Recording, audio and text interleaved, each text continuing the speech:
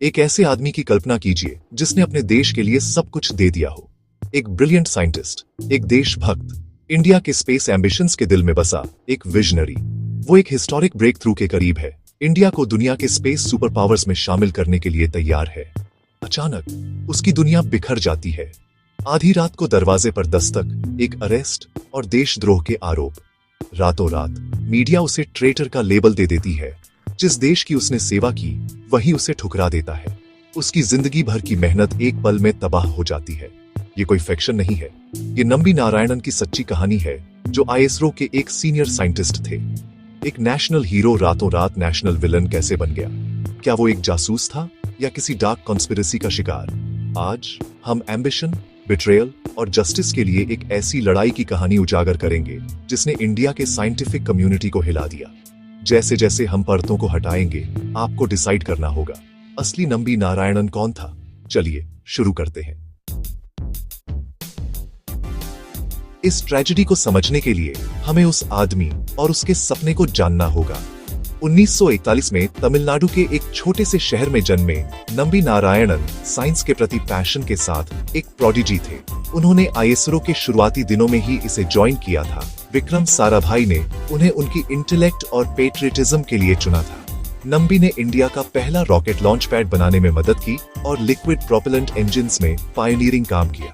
Princeton में एक prestigious fellowship मिलने पर उन्होंने रिकॉर्ड टाइम में अपनी मास्टर्स पूरी की और एक ल्यूक्रेटिव नासा जॉब को ठुकराकर घर लौट आए। उनका मिशन इंडिया को क्रायोजेनिक इंजन टेक्नोलॉजी में सेल्फ रिलायंट बनाना, जो हेवी सैटेलाइट्स को लॉन्च करने के लिए जरूरी है। उस समय कुछ ही देशों के पास यह टेक्नोलॉजी थी और वे इसे फियर्सली गार्ड करते थे। नंबी का सपना उस मोनोपोली को तोड़ना और इंडिया को वर्ल्ड स्टेज पर आगे बढ़ाना था।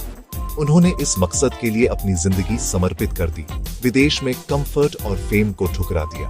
उनके लिए इंडिया की प्रोग्रेस ही सब कुछ थी, लेकिन उनकी यात्रा जल्द ही एक डार्क टर्न लेगी। आईएसआरओ में वापस आकर नंबी इंडिया के क्रायोजेनिक इंजन की खोज के पीछे की ड्राइविंग फोर्स बन गए।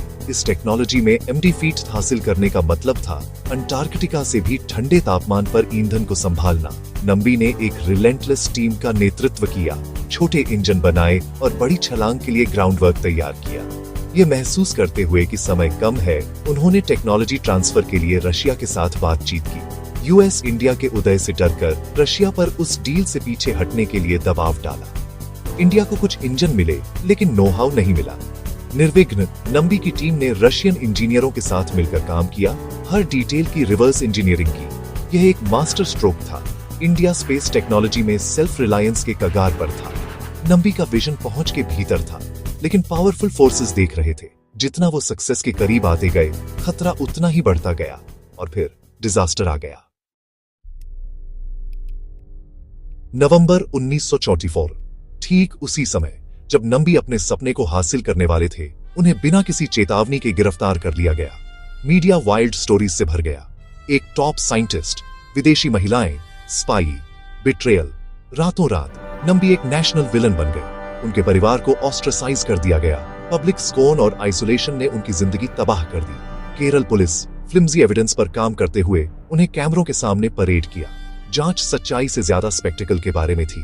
तथाकथित कन्फेशन ब्रूटल तरीकों से निकाली गई थी। जिस सिस्टम को उन्हें प्रोटेक्ट करना चाहिए था, वही उनका सबसे बड़ा दुश्मन बन गया। उनकी गिरफ्तारी सिर्फ एक पर्सनल ट्रेजेडी नहीं थी, यह एक नेशनल डिस्ग्रेस थी। असली कीमत एक ब्रिलियंट दिमाग को साइलेंस्ड करा दिया गया। एक परिवार तबाह हो गया और एक राष्ट्र की प्रोग्रेस पटरी से उतर गई। सब कुछ एक झूठ के आधार पर। बुरा सपना अभी शुरू ही हुआ था, लेकिन नंबी की स्पिरिट नहीं टूटेगी। हिरासत में नंबी को 50 दिनों तक लगातार टॉर्चर का सामना करना पड़ा, फिजिकल और साइकोलॉजिकल। उन्हें सोने नहीं दिया गया, पीटा गया और धमकाया गया, सब कुछ एक लाया कन्फेशन लेने के लिए। सवाल करने वाले उनसे अपने आईएसआरओ कॉलीग्स को फंसाने की मांग करते थे। वे क्रूल माइंड गेम्स खेलते थे, उनकी विल को तोड़ने की कोशिश करते थे, लेकिन नंबी ने झूठ बोलने से इनकार कर दिया। उन्हें पता था कि जिस टेक्नोलॉजी को बेचने का उन पर अक्यूज्ड था, वह इंडिया में अभी तक मौजूद ही नहीं थी। दर्द के बावजूद वह सच्चाई पर डटे रहे, यहाँ तक कि लाई डिटेक्टर भी उनके कन्विक्शन को नहीं हिला सका। इस ऑर्डियल ने गहरे स्कार्स छोड़े।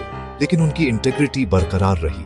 उन्होंने अपनी इनोसेंस साबित करने का दृढ़ रिजॉल्व कर लिया था, चाहे कुछ भी कीमत चुकानी पड़े। जस्टिस के लिए लड़ाई अभी शुरू ही हुई थी। 50 दिनों के बाद सीबीआई ने केस अपने हाथ में ले लिया और तुरंत फैब्रिकेशन को पहचान लिया। मालदीव्स की जिन महिलाओं पर जासूस होने का अक्यूज्ड था, वे सिर्फ वीजा ओवरस्टेयर्स थीं। स्पाई का कोई सबूत नहीं था, कोई सीक्रेट डॉक्यूमेंट्स नहीं थे, कोई मनी ट्रेल नहीं थी। तथाकथित सीक्रेट्स पब्लिक नॉलेज थे। सीबीआई की 1996 की रिपोर्ट ने नंबी को बरी कर दिया और केरल पुलिस के एक्शंस की निंदा की। लेकिन विंडिकेशन बिटर स्वीट था। केरल सरकार ने फाइंडिंग्स को स्वीकार करने से इनकार कर दिया, जिससे ऑर्डियल और लंबा खींच गया। नंबी आजाद थे, लेकिन स्टिग्मा बना रहा। उनका करियर बर्बाद हो गया था, उनकी रेपुटेशन टेंटेड हो गई थी। सच्चाई सामने आ गई थी, लेकिन जस्टिस अभी बहुत दूर था। डिग्निटी के लिए लड़ाई और तेज हो गई थी। नंबी की इनोसेंस साबित होने के बाद एक गहरा सवाल उभरा, उन्हें कौन तबाह करना चाहता था? थियोरीज इंटरनेशनल प्रेशर की ओर इशारा करती है, खासकर यूएस और फ्रांस से, जो इंडिया के सैटेलाइट लॉन्च मार्केट में राइजिंग से थ्रेटेंड थे। इस स्कैंडल ने इंडिया के क्रायोजेनिक प्रोग्राम को 1 दशक से ज्यादा समय तक अपंग कर दिया, जिससे पश्चिमी कंपनियों को बहुत बड़ा फायदा हुआ। कुछ का मानना है कि विदेशी एजेंसियों ने करप्ट इंडियन अधिकारियों के साथ मिलकर इंडिया की प्रोग्रेस को सैबोटाज किया। अन्य लोग केरल के भीतर इंटरनल राइवलरीज या पॉलिटिकल मोटिव्स पर शक करते हैं। सच्चाई जो भी हो, नतीजा क्लियर था। एक ब्रिलियंट साइंटिस्ट बर्बाद हो गया और इंडिया के एम्बिशंस कई साल पीछे चले गए। सब कुछ एक कैलकुलेटेड झूठ की वजह से। असली कॉन्स्पिरेटर्स अभी भी शैडोज में हैं।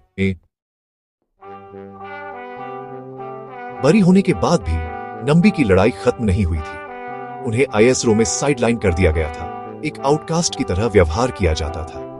अपने सम्मान को बहाल करने के लिए दृढ़ रिजॉल्व, उन्होंने केरल सरकार के खिलाफ 24 साल की कानूनी लड़ाई फॉट।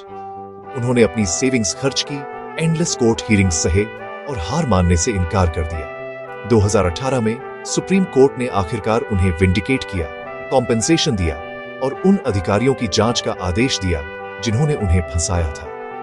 2019 में उन्हें पद्म भूषण मिला, लाइफ टाइम के सैक्रिफाइस के लिए बिलेटेड रिकॉग्निशन। जस्टिस में देरी हुई, लेकिन इनकार नहीं किया गया। फिर भी कोई भी अवार्ड खोए हुए वर्षों को वापस नहीं ला सका। नंबी का रेजिलियंस उनकी सबसे बड़ी लेगेसी बन गया। उनकी कहानी ट्रूथ की शक्ति का एक टेस्टामेंट है। तो क्या नंबी नारायणन एक हीरो है या एक ट्रेटर? एविडेंस साफ है, वह इनोसेंट थे।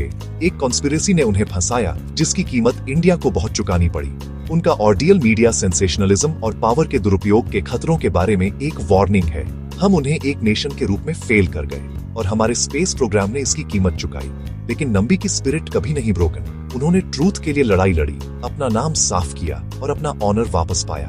उनकी कहानी रेजिलियंस की है, हार की नहीं। असली ट्रेजेडी यह है कि इंडिया ने क्या खोया, ईयर्सों की प्रोग्रेस और ग्लोबल स्टैंडिंग। आखिर में नंबी नारायणन एक हीरो है, न केवल अपने साइंस के लिए बल्कि अपनी करेज के लिए भी। अंतिम वर्डिक्ट आपका है, लेकिन